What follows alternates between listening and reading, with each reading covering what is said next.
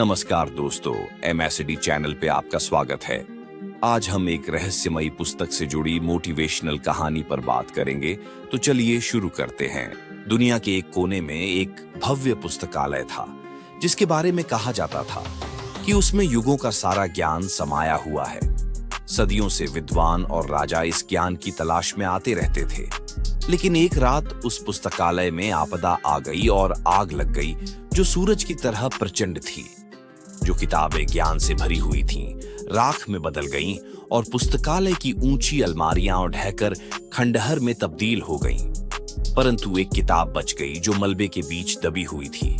ऐसा लग रहा था कि नियति भी उस किताब को बचाना चाहती है। लेकिन यह कोई साधारण किताब नहीं थी। इसमें एक ऐसा रहस्य छिपा हुआ था जो इतना खतरनाक था कि यह दुनिया को नया रूप दे सकता था।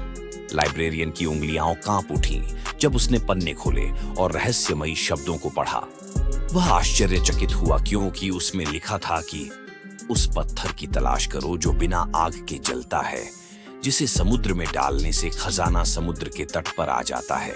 जब यह घटना हुई, तभी चिथड़ों में कांपता हुआ एक भिखारी इस बात को सुन रहा था।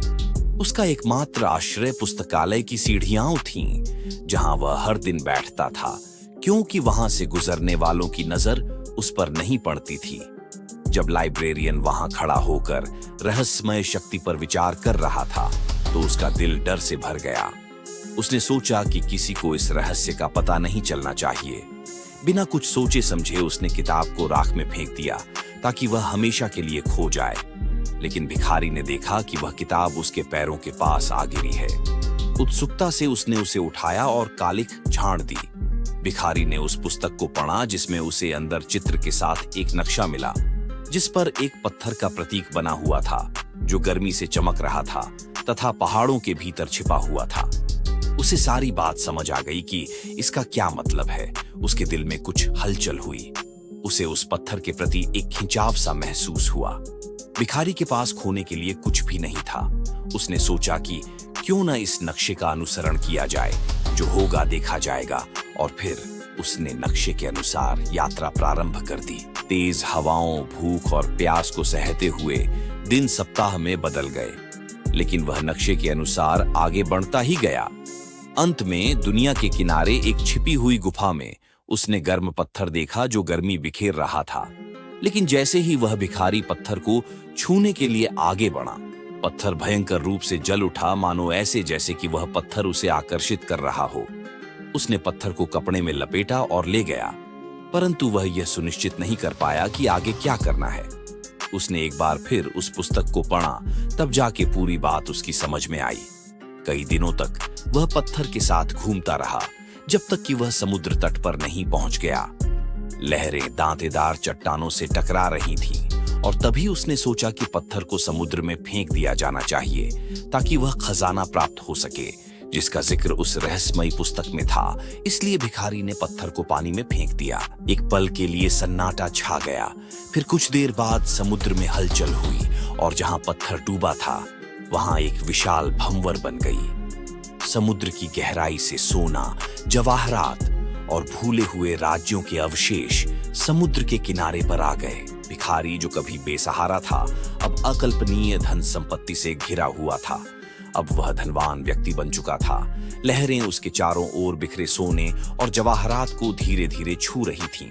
अब वह अपने नए नए भाग्य पर आश्चर्यचकित था। उसके सामने धन होने के बावजूद उसके दिल में एक अजीब सी उलझन थी, जो किताब के रहस्यमयी वादे से जुड़ी हुई थी। वह उस गांव में वापस लौट आया, जहां वह एक भिखारी के रूप में रहता था, और पुस्तक के रहस्य के अनुसार उसने धन का उपयोग लोगों के जीवन को बेहतर बनाने के लिए किया। घर बनवाए, बाजारों को बहाल किया और सुनिश्चित किया कि कोई भी भूखा न रहे। लेकिन उसके दयालु कार्यों के बावजूद अफवाह फैलने लगी कि समुद्र से उसके द्वारा अर्जित रहस्यमयी धन शापित था। एक दिन लाइब्रेरियन, जिसने किताब फेंक दी थी, भिखारी की नई हवेली में आया। लाइब्रेरियन ने बड़बड़ाते हुए कहा, तुमने जो रहस्य उजागर किया है, उसका कभी इस्तेमाल नहीं किया जाना था। तुमने समुद्र में जो पत्थर फेंका है, वह प्राचीन शक्ति है जो धन देती है, लेकिन इसकी एक शर्त है कि यदि तुम इस धन को दूसरों की भलाई के लिए उपयोग करोगे तो तुम्हें समुद्र को कोई चीज वापस नहीं करनी पड़ेगी, परंतु तुमने इसका उपयोग अपने लिए किया है, इसलिए तुम्हें अपना धन समुद्र को लौटाना पड़ेगा। भिखारी ने लाइब्रेरियन से कहा, तुम्हारा क्या मतलब है? मैंने तो उस धन का उपयोग लोगों की भलाई के लिए ही किया है, फिर क्यों मैं इस धन को वापस करूं? लाइब्रेरियन ने अपना सिर हिलाया और भिखारी से कहा, पत्थर लालच की वस्तु नहीं है, इसका उद्देश्य संतुलन बनाना है, ना कि जेब भरना। तुमने लोगों की भलाई का काम तो किया, लेकिन खुद की जेब भी भर ली। तुमने अपराध किया है और अब समुद्र तुमसे दिए गए धन को वापस मांगेगा। लाइब्रेरियन इतना कहकर वापस चला गया। भिखारी ने लाइब्रेरियन की बातों को खारिज कर दिया, यह मानते हुए कि लाइब्रेरियन केवल उसकी सफलता से ईर्ष्या कर रहा था। फिर जैसे जैसे दिन बीतते गए, अजीब सी चीजें होने लगीं। समुद्र, जिसने कभी उसे धन दिया था, उग्र हो गया। तूफान आने लगे और लहरें हर रात उसके महल के करीब आती हुई दिखने लगी। वह खजाना जो कभी उसके लिए खुशी लेकर आया था, अब भिखारी को भारी बोझ की तरह महसूस होने लगा। लाइब्रेरियन की चेतावनी को समझने में असमर्थ, वह भिखारी सोचने लगा कि क्या उसने जो धन मुझे दिया था वह अभिशापित था। यह सोचते हुए वह भिखारी समुद्र के किनारे पर गया, जहां उसने पत्थर फेंका था। लहरें पहले से ज्यादा तेज टकरा रही थीं, मानो समुद्र उससे नाराज हो। उसने समुद्र से कहा, मैंने वह धन लिया जो तुमने मुझे दिया था और मैंने इसका उपयोग लोगों की भलाई के लिए किया, लेकिन अब तुम सब कुछ लेने की धमकी दे रहे हो।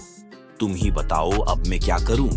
थोड़ी देर बाद जवाब में गहराई से एक विशाल लहर उठी जो समुद्र तट पर आ गिरी।